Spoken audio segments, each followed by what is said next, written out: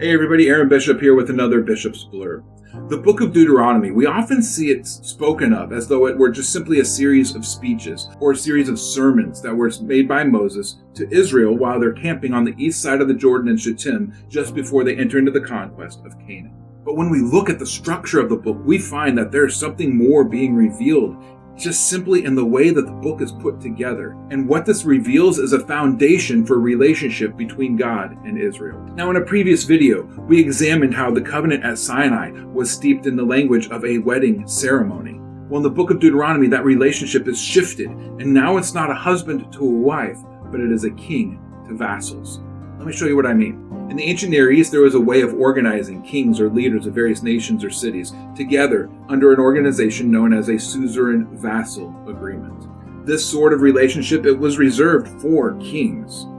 One king would serve as the suzerain, the high king, the king of kings, and the other kings would then serve him as his vassals. This type of relationship, it is very old historically.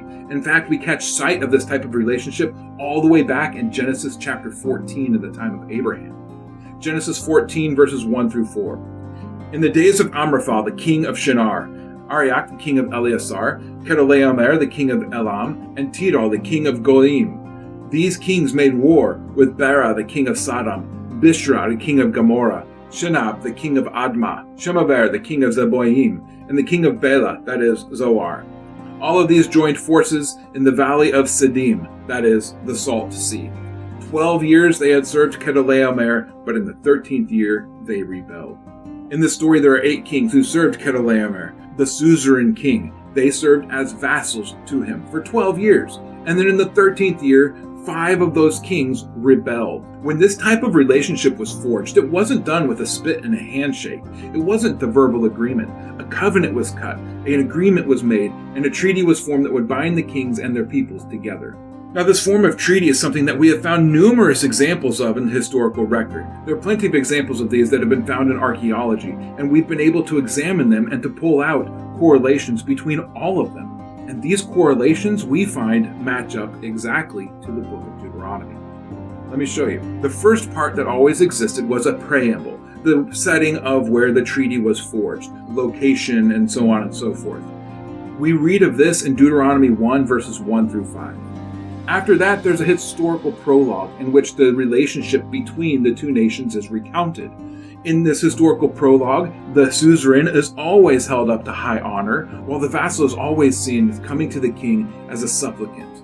We see this in Deuteronomy chapter 1, verse 6 through chapter 4, verse 49. Third, there would be stipulations, laws, regulations that would be imposed by the suzerain upon the vassals, laws that he expected to be carried out in his vassal nations, the ways that he wanted their nations to be run. And we read of this in Deuteronomy chapter 5, verse 1 through 25, verse 19. Next, the tribute that is to be paid. In Deuteronomy 26, we read of the tithe that is to be brought before God and the manner in which it's supposed to be brought and some words that are to be spoken over it. The way that the book steeps this is as if the tithe itself is a tribute to a king. Then there would be arrangements for depositing copies of the treaty. In Deuteronomy 27, 1 through 10, we read of stones, memorial stones that were to be erected to have the words of the covenant written upon them. And then in Deuteronomy 31, 26, we read that copies of the treaty were to be placed in the tabernacle, in the Holy of Holies.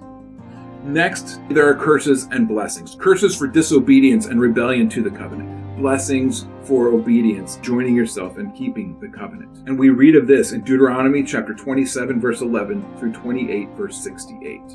Then there would be witnesses to the covenant agreement. We find in Deuteronomy 4:26 and Deuteronomy 30 verse 19 that heaven and earth are called as witnesses, one for God in the heavens and one for man on earth. And then finally, there would be arrangements made for public reading of this treaty. This wasn't a secret. Everyone knew that the treaty existed, and everyone was to know what the stipulations were for the treaty. In Deuteronomy 31, 10 through 13, we actually read of this stipulation, as Deuteronomy is to be read every 7 years at the Festival of Tabernacles. So what does this mean for Israel? Or more specifically, what does this mean for us? Well, one of the titles that we read for Jesus in the New Testament is King of Kings and Lord of Lords. He is called the Suzerain. And in Genesis 1, then, we read that the King of heaven, he gave man dominion over the earth. We were set up to be kings on earth. And in Revelation 1:6, we see this repeated. We are a nation of kings and priests for our God. The point being this: we as kings, we have been given dominion over the earth. We have been given power and authority to rule over the areas of influence that we find ourselves interacting with. But we're not kings without rules. We can't just simply do what we want. We're vassals to a higher king. He is a king that has rules. He is a king that has imposed regulations upon us. He is a king to which we owe tribute. As vassals to this kingdom, we report to a greater king, and we serve his greater kingdom. To do anything else would be to act in